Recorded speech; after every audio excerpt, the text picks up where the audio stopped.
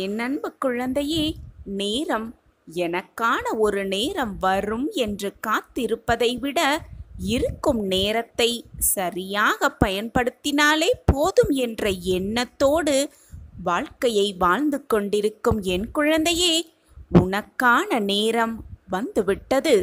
உனக்கான நேரம் கூடி இருக்கிறது. மற்றவர்களுக்கும் உன்னை சுற்றி இருப்பவர்களுக்கும் கெடுதல் நினைக்காத எல்லா நேரமும் நல்ல நேரமே. உனக்கான நல்ல நேரம் வந்துவிட்டது. உனக்கான நல்ல நேரம் கூடிவிட்டது. சந்தோஷமாக இரு, நிம்மதியாக இரு. நான் உனக்காக இங்கு வேலை செய்து கொண்டே இருக்கிறேன். உனக்கானதை நிச்சயமாக உன் கையில் கொண்டு வந்து சேர்க்கும் பொறுப்பை நான் ஏற்றிருக்கிறேன். என் வாக்கு எப்பொழுதுமே பொய்யாகாது. ஆம், என் வாக்கு எப்பொழுதுமே பொய்யாகாது. யார் என்ன பேசினாலும், யார் என்ன கூறினாலும் அதை தாங்கிக் கொள்ளும் சக்தி உடனே யாருக்கும் மிக சீக்கிரமாக கிடைத்து விடாது. அதற்கு எல்லோருக்குமே பொறுமை என்பது மிக மிக முக்கியம். அதைவிட முக்கியம் நம்பிக்கையான தன்மையும் தான். உன்னை சுற்றி இருப்பவர்களுக்கும் உன்னை சுற்றி உன்னை அன்பாக பார்த்து கொள்பவர்களிடமும் எப்பொழுதும் கூறிக்கொண்டே இரு. மற்றவர்கள் மனம் நோகும்படி சொல்லாதே. மற்றவர்கள் மனம் வருத்தப்படும்படி நடந்து கூடக்கூடாது என்று உச்சரித்து கொண்டே இருக்க வேண்டும். வெற்றியை மட்டுமே சுவைத்து கொண்டிருப்பவர்களுக்கு தோல்வியை பார்த்து எப்பொழுதுமே பயம். சந்தோஷத்தை மட்டுமே அனுபவித்து கொண்டிருப்பவர்களுக்கு கஷ்டத்தை பார்த்து பயம். கேள்வியை மட்டுமே எப்பொழுதும் கேட்டு கொண்டிருப்பவர்களுக்கு பதிலை பார்த்தால் பயம். இருளிலே வாழ்ந்து கொண்டிருப்பவர்களுக்கு அவனுடைய நிழலை பார்த்தால் கூட பயமாகி விடுகிறது. வெளிச்சத்தை பார்த்தால் அதைவிட பயமாகி விடுகிறது. வாழ வேண்டும் என்று விருப்பப்படுபவனுக்கு இறப்பை கேட்டாலே பயம். தவறு செய்பவருக்கு அந்த இறைவனை பார்த்தாலே பயமாகி விடுகிறது. இப்படி ஒவ்வொருவருக்கும் ஒவ்வொரு விதமான பயம் இருந்து கொண்டுதான் இருக்கிறது. ஆனால் எதுவுமே இங்கு நிரந்தரமில்லை. நிரந்தரமே இல்லாத இந்த உலகத்தில் வாழ்ந்து கொண்டிருக்கிறோம் என்று புரிந்து கொண்டவர்களுக்கு பயம் என்ற சொல்லே தெரியாமல் தான் இருக்கும். பயமே இல்லாமல் தான் அவர்கள் வாழ்ந்து கொண்டிருப்பார்கள்.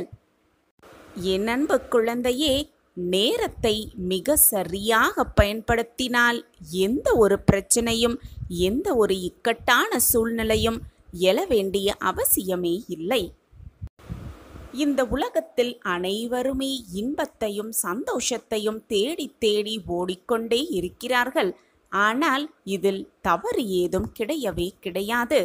ஆனால் அந்த இன்பத்திலேயே மூழ்கி போயிருப்பதுதான் தவறு என்று நான் சொல்லிக்கொண்டே இருக்கிறேன்.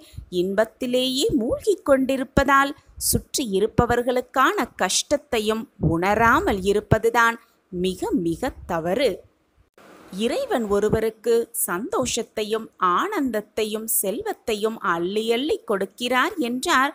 அதை சிறிதேனும் மற்றவர்களுக்கு பகிர்ந்து கொடுப்பதில் எந்த தவறுமே இல்லை. பகிர்ந்து கொடுக்கலாம் தானே?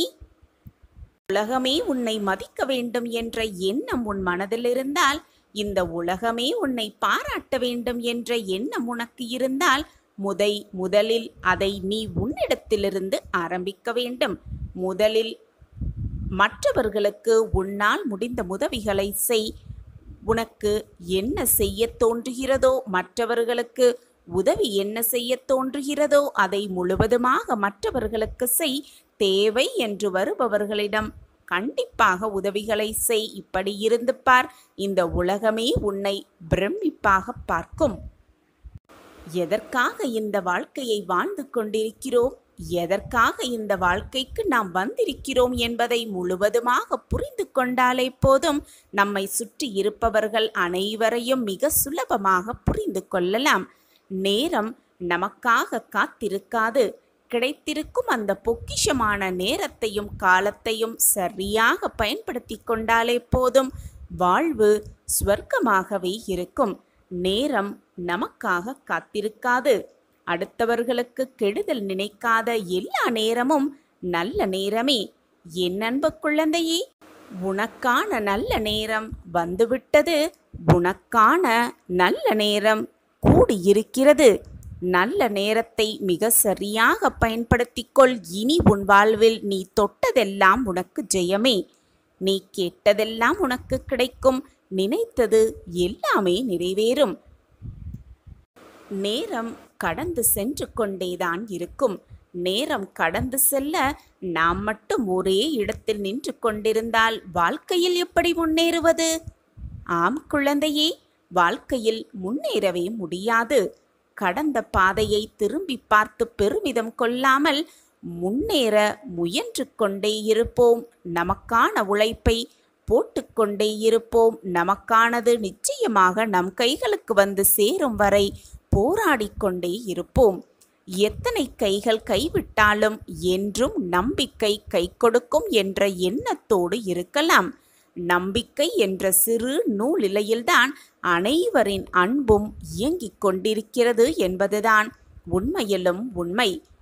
எல்லா துயரங்களையும் ஆற்றிவிடும் சக்தி காலத்திற்கு இருக்கிறது, நேரத்திற்கு இருக்கிறது. எனவே நம்பிக்கையோடு செயல்படு. உனக்கானது நிச்சயமாக உன்னை வந்து சேரும். நான் அதை சேர்த்து வைப்பேன். நம்பிக்கையோடு இரு, தைரியமாக இரு. உன்னுடைய முயற்சிகள் அனைத்தும் தோற்றுப்போய்க் கொண்டே இருக்கிறதா? தளர்ந்தே விடாதே. மீண்டும் எழுந்து வா, கடந்து வா. நம்பிக்கையோடு எழுந்து வா. விதை கூட எங்கு விழுந்துதான் எழுகிறது. தோல்விகள் கூட ஒரு நாள் தோற்று போகும். உனக்கான நம்பிக்கை உன் கையில் இருந்தால் நம்பிக்கையோடு போராடு. நம்பிக்கையோடு வாழ்க்கையை வென்றே காட்டிவிடலாம். ஒன்றை நன்றாக புரிந்து கொள். கடைசி வரை நம்பிக்கை இழக்காதே. ஏனென்றால் கடைசி வரியில் கூட உனக்கான வெற்றி எழுதப்பட்டிருக்கலாம். இதோ உனக்கான நல்ல நேரம் வந்துவிட்டது. உனக்கான வெற்றி சர்வ நிச்சயமாக உன்னை தேடி வரும். உனக்கான நல்ல நேரம் கூடிவிட்டது. உன் சாயப்பா உனக்காகவே செய்து கொடுக்கும் சத்திய வாக்குதான். என் வாக்கு என்றாவது பொய்த்ததுண்டா? சற்று சிந்தித்துப்பார் என் குழந்தையே. வாழ்க்கை நிச்சயமாக வெற்றியை அடைந்தே தீரும். தோற்காமல் வென்றவர்கள் யாருமே இல்லை. தோற்றுவிட்டோம் என்று கவலைப்படாமல் வெல்வது எப்படி என்று யோசி. வெற்றி நிச்சயமாக ஒரு முறையாவது உனக்கு கிடைக்கும். ஒரு முறையாவது உன் கைகளில் வந்து தழுவும். நீ உன் சிறகை விரிக்கும் வரை நீ எட்டும் உயரம் யாருமே அறிந்து கொள்ள முடியவே முடியாது. தொட முடியாத உயரத்தில் உன் கனவுகள் இருந்தாலும் தொட்டுவிடலாம் என்ற நம்பிக்கையில் நீ போராடு. போராடிக்கொண்டே இரு. வாழ்க்கையை வென்றே காட்டிவிடலாம். உனக்கான நல்ல நேரம் வந்துவிட்டது. உனக்கான நல்ல நேரம் கூடியிருக்கிறது. எது வந்தாலும் மனதில் வலிமை இருந்தால் துன்பமும் இன்பமாய் மாறிவிடும். மனதில் வலிமையோடு இரு, நம்பிக்கையோடு இரு. நான் இருக்கிறேன் எப்பொழுதும் உன்னோடு. நீ உன்னில் உயிர் கொடுக்கிறாயோ அதுவாகவே அது செயல்படும். எனவே உன்னிடம் இருந்தே வெற்றியை அடைய நம்பிக்கை என்னும் விதையை தூவிக்கொண்டே இரு. நம்பிக்கை என்னும் விதையை உன் மனதில் தூவிக்கொண்டே இரு. நிச்சயமாக அது விருட்சமாய் வளர்ந்து நிற்கும்.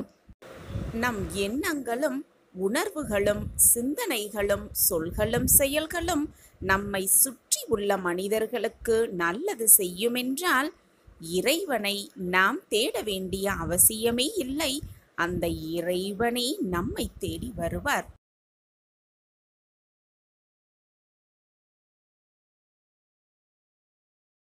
உன் அருகிலேயே நான் இருக்கிறேன். எதற்குமே பயப்படாதே.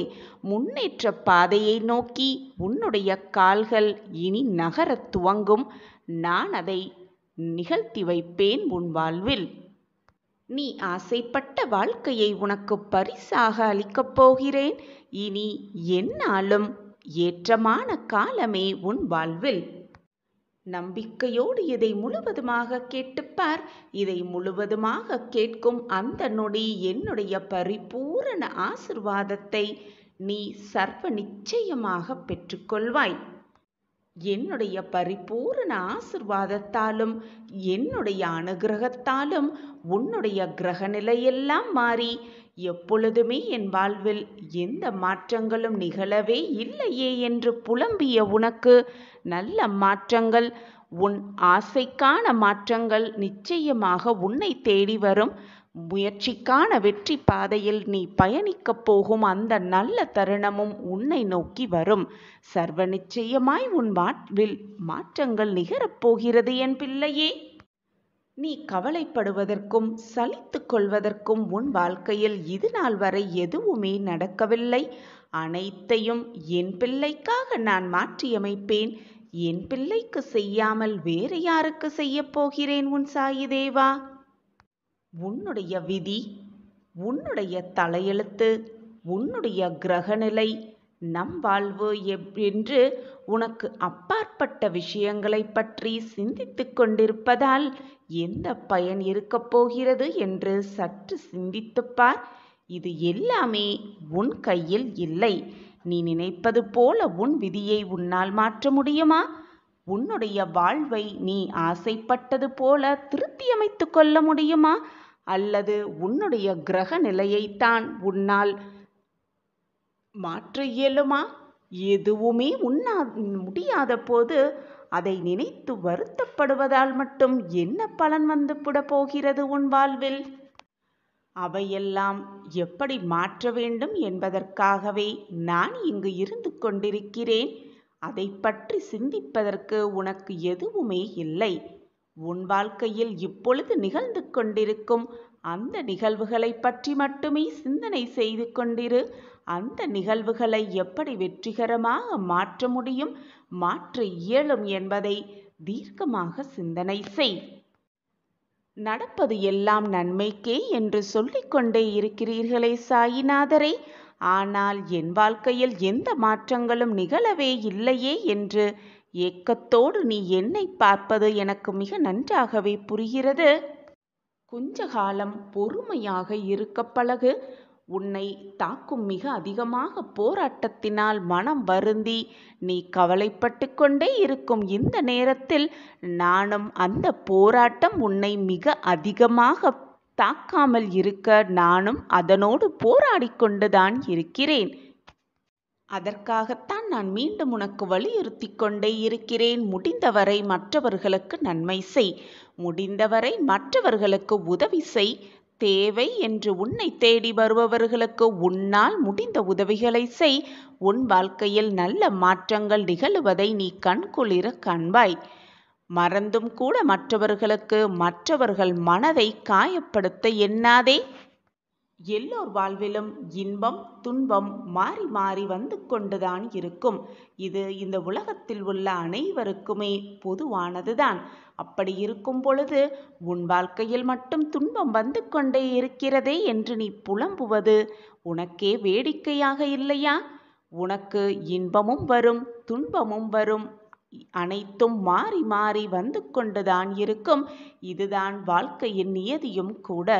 இன்பம் வரும் பொழுது எதையுமே சொல்லாமல் அதை சந்தோஷமாக அனுபவிக்க தெரிந்த உனக்கு துன்பம் வந்துவிட்டவுடன் எனக்கு மட்டும் துன்பம் வந்து கொண்டே இருக்கிறதே என்று நீ புலம்புவது எனக்கு புரியவே இல்லை என் பிள்ளையே.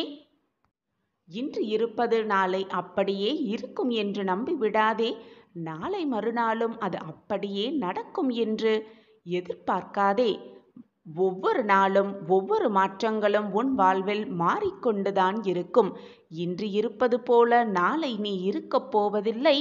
நேற்று இருந்தது போல இன்று நீ இருந்ததும் இல்லை. அனைத்தும் மாறிக்கொண்டுதான் இருக்கும். மாற்றம் ஒன்றே இந்த உலகத்தில் மாறாதது.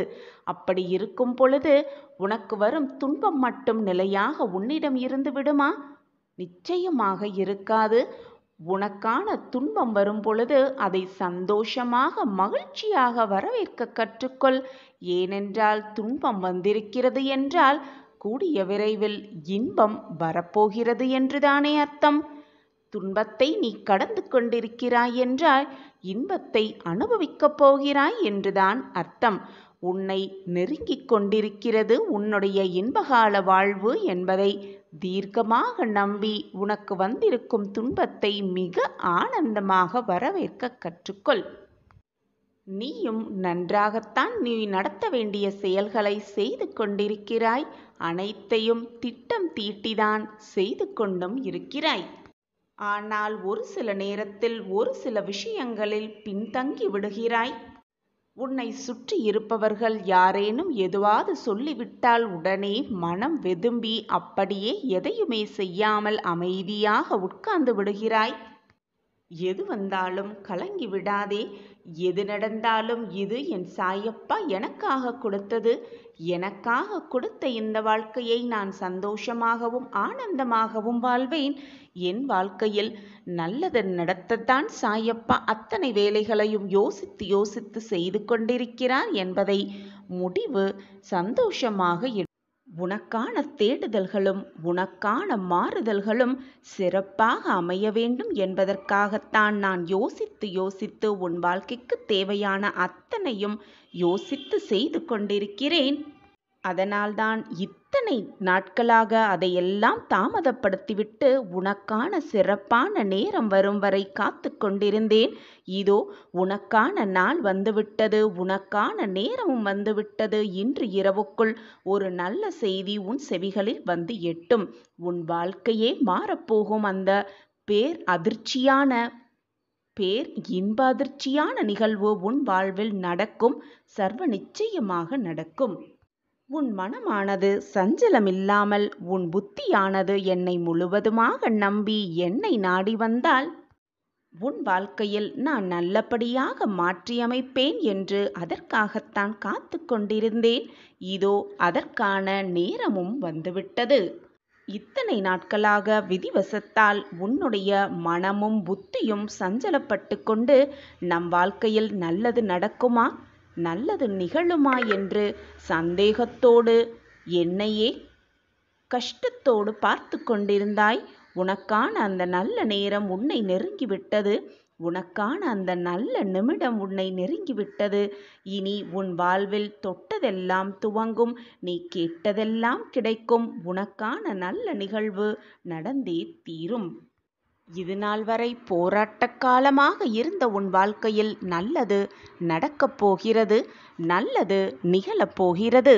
அந்த சந்தோஷமான வாழ்க்கையில் நீ அடியெடுத்து வைக்கப் போகும் அந்த நல்ல நேரத்தில் எந்த ஒரு காரியத்தை செய்வதற்கு முன்பும் அதன் பின் விளைவுகள் என்ன, இந்த காரியத்தை நாம் செய்தால் அதற்கான விளைவுகள் என்னவாக இருக்கும், சரியானவாக இருக்குமா அல்லது மாறிவிடுமா என்ற சிந்தனையை 100 தடவை உன் மனதில் சிந்தித்து அந்த செயல்களில் ஈடுபடு.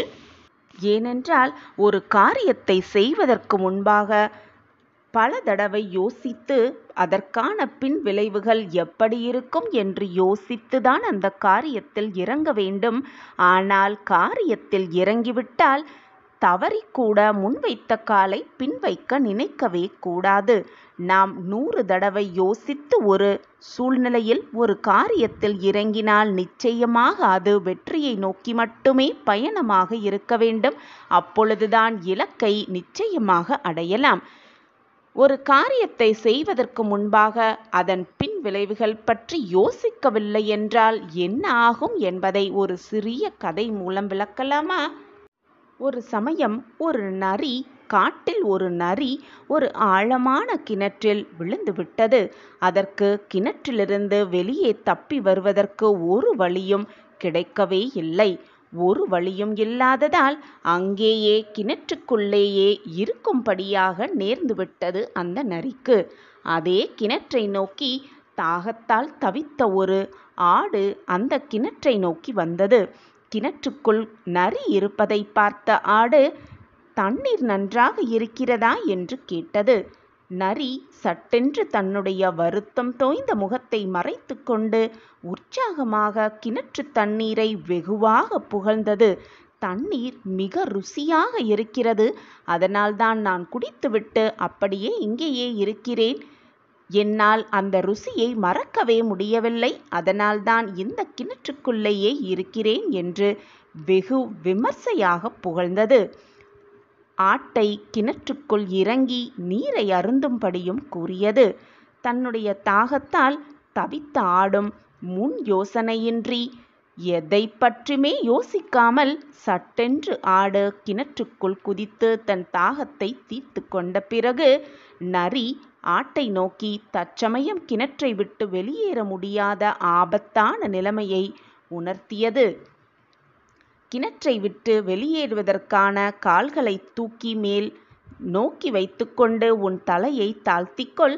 நான் உன் முதுகின் மீது ஏறி வெளியே தப்பிவிடுகிறேன். அதன் பிறகு நீயும் வெளியே வருவதற்கு நான் உதவி செய்கிறேன் என்றது. உடனே ஆடும் அதற்கு சம்மதித்தது. நரி இரண்டாவது தந்திரமும் பலித்துவிட்டதைப் போல ஆடு தன்னுடைய முன்னங்கால்களை தூக்கி தலையை தாழ்த்தி கொண்டது. உடனே நரி ஆட்டின் முதுகின் மேல் ஏறி அதன் கொம்புகளை பிடித்து கொண்டு கிணற்றிலிருந்து பத்திரமாக மேலே வந்தது. அதற்கு மேலும் அந்த இடத்தில் ஒரு வினாடி கூட நிற்காமல் நரி தன்னால் முடிந்த வேகத்தில் ஓடி செல்ல ஆரம்பித்தது. அப்போது கிணற்றிலிருந்த ஆடு, நரியாரே, நாம் செய்து கொண்ட ஒப்பந்தத்தை மீறி செல்கிறாயே என்று கூக்குரல் இட்டது. அறிவில்லாத முட்டாளாடே, உன் மூளை கொஞ்சமாக நீ உபயோகித்திருந்தால் கிணற்றுக்குள் நீ வந்திருப்பாயா, அல்லது என்னை மேலே வர நீ உதவியும் செய்திருப்பாயா என்று கேட்டுவிட்டு அந்த நரி மிக சத்தமாக சிரித்தது. என்னால் உனக்கு உதவ முடியாது. நான் வருகிறேன். நீ முன்பாகவே சிறிது யோசித்திருக்க வேண்டும். எந்த காரியத்தை செய்வதற்கு முன்பாக அதன் பின் விளைவுகள் என்ன என்பதை சிந்தித்து பின் செயல்பட்டால்தான் வாழ்க்கையில் எதையுமே சாதிக்க முடியும் என்பதை விளக்கும் விதமாக இந்த கதை. நாமும் ஒரு காரியத்தை செல்வதற்கு முன்பாக, ஒரு காரியத்தை செய்வதற்கு முன்பாக அதனுடைய பக்க விளைவுகள், பின் விளைவுகளை பற்றி சிந்தித்து அந்த காரியத்தை செய்தால் வெற்றி நிச்சயம்தான். அப்படி சிந்தித்து அந்த காரியத்தில் இறங்கினால் மறந்தும் கூட எடுத்து வைத்த காலை பின் எடுத்து வைக்காமல் வெற்றியை நோக்கி நம்முடைய சிந்தனையும் நம் வெற்றியும் நம் எண்ணமும் இருக்க வேண்டும். அப்பொழுதுதான் வாழ்க்கை மிக பிரம்மாண்டமாக இருக்கும். நம்பிக்கையோடு இது நாள் வரை என் வாழ்க்கையில் மாற்றம் நிகழும் என்று இருந்தாய். இப்பொழுதும் அதே நம்பிக்கையோடு இரு. உன் வாழ்க்கையில் சர்வ நிச்சயமாக நல் மாற்றங்கள் நிகழும். நான் அதை உனக்காகவே நிகழ்த்தி வைப்பேன். சாயப்பாயிருக்க நீ கவலைப்பட வேண்டிய அவசியமே இல்லை. நம்பிக்கை நிரம்பியதாக வைத்துக்கொள். இறைவனின் அருள் எப்பொழுதுமே நமக்கு நிரம்பி இருக்கிறது என்ற தீர்க்கமான சிந்தனையை உன் மனதில் வளர்த்துக்கொள். நான் எப்பொழுதும் பாதுகாப்பாகவும் இருக்கிறேன், கவனமாகவும் இருக்கிறேன். யார் மீது அன்பு செலுத்த வேண்டும், யார் எப்படி இருக்கிறார்கள், அவர்கள் குணாதிசயங்கள் என்ன என்பதை பார்த்துதான் நான் இருந்து கொண்டிருக்கிறேன். ஆனாலும் என்னை மீறி சில கஷ்டங்களும் போராட்டங்களும் என்னை சூழ்கிறதே. அதற்கு காரணம் என்னவாக இருக்கும்? நான் செய்த பாவம்தான் என்ன என் சாயிநாதரே என்ற கேள்வி உன் மனதில் எழுவது எனக்கு தெளிவாகவே புரிகிறது. அவரவர் செய்த கர்ம வினைகளின்படி அவர் கர்மாவை கழித்தேதான் ஆக வேண்டும். அதில் மாற்று கருத்தே இல்லை. நீ என்னதான் கவனமாக இருந்தாலும் உனக்கு நடக்க வேண்டியது என்று ஒன்று இருந்தால் அது நடந்துதானே ஆக வேண்டும். அது நடப்பதற்கு நீ எத்தனை தைரியமாகவும் நம்பிக்கையோடும் இருந்தால்தான் உனக்கு வரும் கெட்ட நிகழ்வுகள் எதுவாக இருந்தாலும் அதை தாங்கிக் கொண்டு அதை தடைத்து எறிந்து மீண்டு வருவதற்கான அத்தனை வழிகளையும் நான் உனக்கு காட்டுவேன். நம்பிக்கையோடு இரு. வாழ்க்கையில் எதற்கெல்லாம் முக்கியத்துவம் கொடுக்க வேண்டும் என்பதை அறிந்து கொள்ளாமல் வாழ்க்கையில் தேவையில்லாத மாயை என்னும் உலகத்தில் சிக்கி தவித்து கொண்டிருக்கும் அனைத்தையுமே நம்பி அதற்கு முக்கியத்துவம் அளித்து கொண்டிருக்கிறாய். உனக்கு ஏன் இந்த வலி என்றால், கூர்மையான பொருட்கள் எப்பொழுதும் மறைந்தே இருக்கும். சில நேரங்களில் அதை உட்புறமாக திருப்பி பார்த்தால்தான் தெரியும் கூர்மை எவ்வளவு அதிகமாக இருக்கிறது என்று. மேலே படர்ந்திருக்கும் நிலையே இல்லாத பொருட்களை ஏற்றுக்கொண்டு அதனால் நீயே உன்னை காயப்படுத்திக் கொண்டு வேதனையில் தத்தளித்துக் கொண்டிருக்கிறாய். என் அன்பு குழந்தையே, உன் கண்ணில் தூசி விழுந்தால் அதை ஒரு நொடி கூட உன்னால் தாங்கிக் கொள்ள முடியவே இல்லை. அப்படி இருக்கையில் உன் மனதை, உன் ஆன்மாவை தூசி என்னும் தேவையில்லாத எண்ணங்களாலும் தேவையில்லாத செயல்களாலும் நிரப்பி வைத்திருக்கிறாய் என்பது உனக்கு புரிகிறது தானே?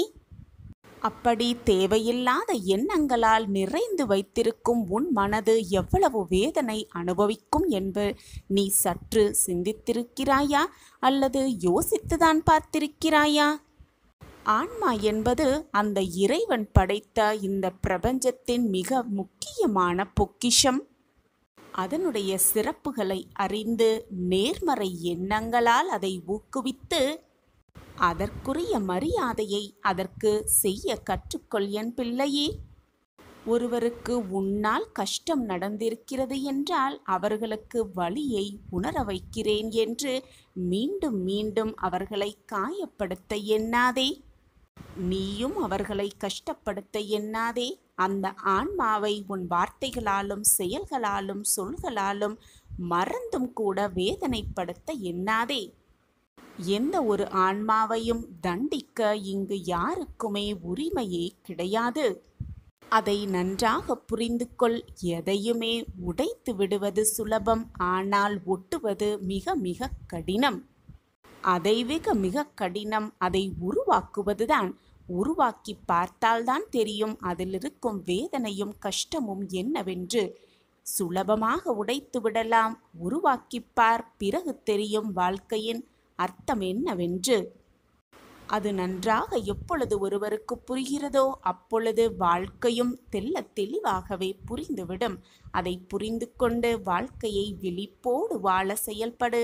வெற்றி உன்வசம் ஆகும். ஒரு ஆன்மா உன்னை காயப்படுத்துகிறது என்றால் அதற்கு காரணம் என்னவாக இருக்கும் தெரியுமா? அந்த ஆன்மா மீது நீ மிக மிக அதிகமாக அன்பு வைத்திருக்கிறாய் என்றுதான் அர்த்தம். அன்பு வைப்பது தவறே கிடையாது. ஆனால் கண்மூடித்தனமாக அளவு கடந்த நம்பிக்கையும் அன்பையும் வைப்பதுதான் தவறு என்று நான் உனக்கு கூறுகிறேன். அதில் எப்பொழுதுமே சற்று கவனமாக இரு. உன்னில் எப்பொழுதுமே நான் இருந்து கொண்டுதான் இருக்கிறேன். என் பார்வை எப்பொழுதும் உன் மீது விழுந்து கொண்டுதான் இருக்கிறது. என்னுடைய சொற்களின் மீது நம்பிக்கை வை. உன் மனதில் நான் வாழ்ந்து கொண்டுதான் இருக்கிறேன். அன்புடன் நீ என்னை சாயி என்று அழைத்தால் நான் அடுத்த நொடியே உன் கண்முன் வந்து நிற்பேன். ஓடோடி வருவேன் உன்னை ஆசிர்வதிக்க, காத்து ரட்சிக்க. எதற்குமே அஞ்சாதே. உனக்கு பின்பாக நான் இருக்கிறேன் என்பதை எப்பொழுதும் மறந்து விடாதே. என் பிள்ளைக்கு வாழ்க்கையின் எல்லா மகிழ்ச்சியும் கிடைக்க வேண்டும் என்பதே இந்த அப்பாவின் ஆசையாகவே இருக்கிறது. இவ்வளவு காலம் கஷ்டத்தை மட்டுமே அனுபவித்த என் பிள்ளைக்கு நல்லது நடத்த நான் ஆசைப்படுகிறேன். கவலைப்படாதே. இனிமேல்தான் உன் வாழ்க்கையில் நல்ல காலம் ஆரம்பம். இனி எல்லையற்ற மகிழ்ச்சியை நீ சர்வ நிச்சயமாக அனுபவிப்பாய். அந்த நல்லது நடப்பதற்கு முன்பாக சில பிரச்சனைகளும் உன்னை தேடி வரும். நீ எதிர்பாராத பிரச்சனைகளும் உன்னை சூழ்ந்து நிற்கும். அது உன் வாழ்க்கைக்கு பேராபத்தை தருவதாக இருந்தாலும் கூட அதை உன்னிடம் வராமல், உன்னிடம் வந்தாலும் அதை எப்படி நீ மீண்டு வர வேண்டும் என்ற அத்தனை வழிகளையும் நான் உனக்கு காண்பிப்பேன். உன் வழிகளை எந்த தடைகள் வந்தாலும் அதை துடைத்து எறிவதற்கான அத்தனை வழிகளையும் நான் உனக்கு கொடுத்து கொண்டே இருப்பேன். உன் பிரச்சனைகளுக்கான விடியலை நோக்கி தினம் தினம் காத்து கொண்டே இருக்கிறாய். அந்த விடியல் வரப்போகிறது. உன் கஷ்டகாலமெல்லாம் தீரப்போகிறது. உனக்கான மகிழ்ச்சியான காலம் உன்னிடம் நெருங்கவே காத்து கொண்டிருக்கிறது. நான் இருக்கிறேன். தோல்வி உன்னை எப்பொழுதாவது துரத்தினால் நீ வெற்றியை நோக்கு ஓடு. வெற்றியை நோக்கி ஓடிக்கொண்டே இரு. அந்த தோல்வியே உன்னை பார்த்து பயந்து வந்த வழி தெரியாமல் மீண்டும் வந்த வழி தெரியாமலேயே மறைந்துவிடும். வெற்றியை நோக்கி ஓடிக்கொண்டே இரு. போராடிக்கொண்டே இரு. தன்னம்பிக்கை இருக்கும் அளவிற்கு உன்னுடைய முயற்சியும் இருந்தால்தான் வெற்றி உன்னிடம் சாத்தியமாகும். எப்பொழுதுமே தன்னம்பிக்கையோடு இரு. நம்பிக்கையோடு இரு. விடாமுயற்சியோடு இரு. நீ எடுத்து வைக்கும் ஒவ்வொரு அடியும் உனக்கான வெற்றி அடிகளாகவே இருக்கும்.